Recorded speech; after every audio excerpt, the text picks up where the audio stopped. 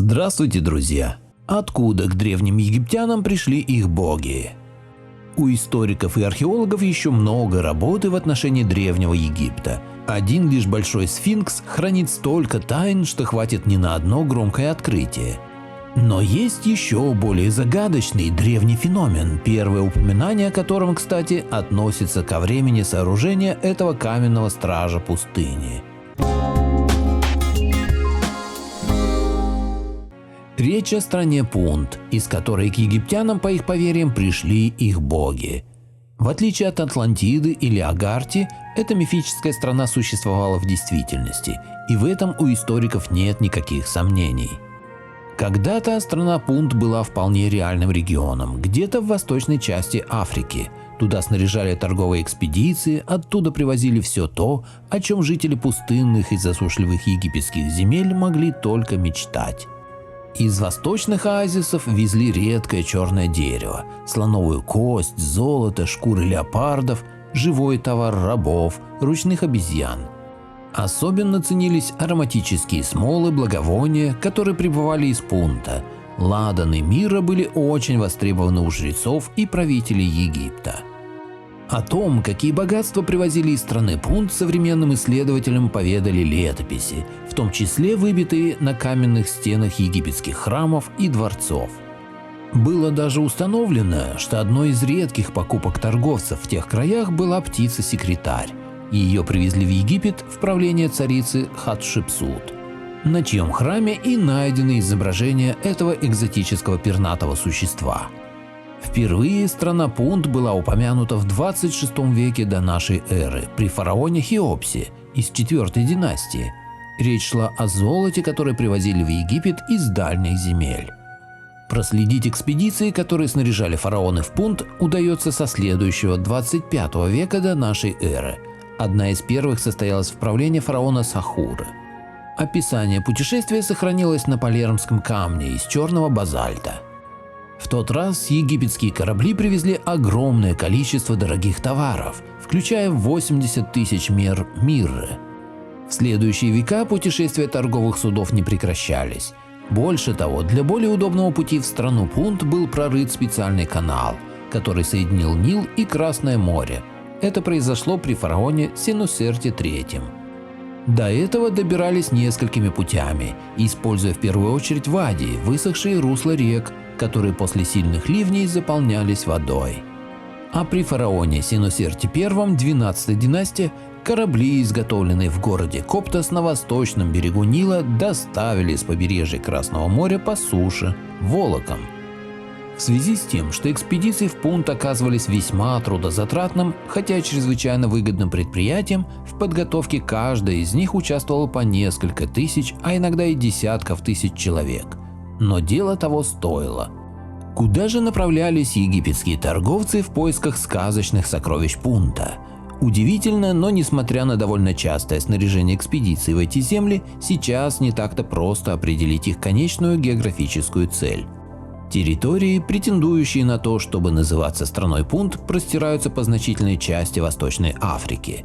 Существует даже гипотеза, что речь может идти и о южной части материка. Есть версия, что в своих странствиях египетские мореплаватели достигали даже мыса Доброй Надежды. Более распространенной точкой зрения является та, что приписывает местонахождение древней страны Пунт территориям неподалеку от Африканского рога, где расположены современные Сомали, Джибути, Эритрея и Судан. Возможно, что Та-Неджер, земля богов, как называли ее древние египтяне, находилась на Аравийском полуострове, либо вообще по обоим берегам Красного моря. Менее популярными вариантами расположения страны Пунт стали территории Эфиопии, Кении и Зимбабве, но и они остаются в числе вероятных. Выводы, весьма приблизительные, ученые делают на основании сведений о времени в пути кораблей египтян, а также о растениях и животных, что попадали на землю фараонов из Пунта. Уже в 21 веке были обнаружены мумии бабуинов, обезьян, которым приписывались божественные черты. Много информации дала и крупнейшая в древности экспедиция в Пунт, которая состоялась при Хатшепсут. Тогда в путь отправились 5 больших кораблей, а среди привезенных товаров были мирровые деревья, высаженные у храма царицы. Из изображений, которые сохранили рельефы храма Дейр-эль-Бахри, можно почерпнуть некоторую информацию о жителях страны Пунт. Они были чернокожими, носили длинные остроконечные бороды, стриглись коротко, а жилища строили на сваях, опуская к входу тростниковую лестницу. История сохранила имя лишь одного вождя Пунта, его звали Пареху, и именно он изображен на барельефах, встречающим египетских торговцев. При этом ни одного документа из страны Пунт привезено не было, либо они не сохранились, несмотря на то, что цивилизация этой богатой страны находилась предположительно на высоком уровне развития, никаких других ее следов до настоящего времени не дошло. Последняя из известных нам экспедиций в страну Пунт состоялась при фараоне Рамзесе III. Это было в VII веке до нашей эры. Папирус, относящийся к тому времени, повествовал о том, как ладьи и корабли были наполнены добром страны Бога, из удивительных вещей страны этой, прекрасной мирой Пунта, ладаном в десятках тысяч без счета. Потом путешествия прекратились. Это было связано в первую очередь с наступлением третьего переходного периода и вызванного им внутреннего кризиса. Постепенно рассказы о стране Пунт превращались в легенды. Эта земля в верованиях древних египтян оставалась родиной богов, а еще всего египетского народа.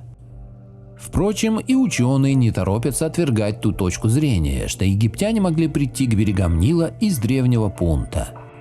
Ко времени наступления позднего периода, VII век до нашей эры, легенды о Пунте уже давно потеряли какую-либо связь с реальной историей торговых взаимоотношений между двумя цивилизациями. Выяснить что-либо определенное о затерянной в африканских оазисах стране Пунт остается крайне трудной задачей. Пролить свет на загадку могли бы археологические экспедиции, увы, в настоящее время это осуществить невозможно.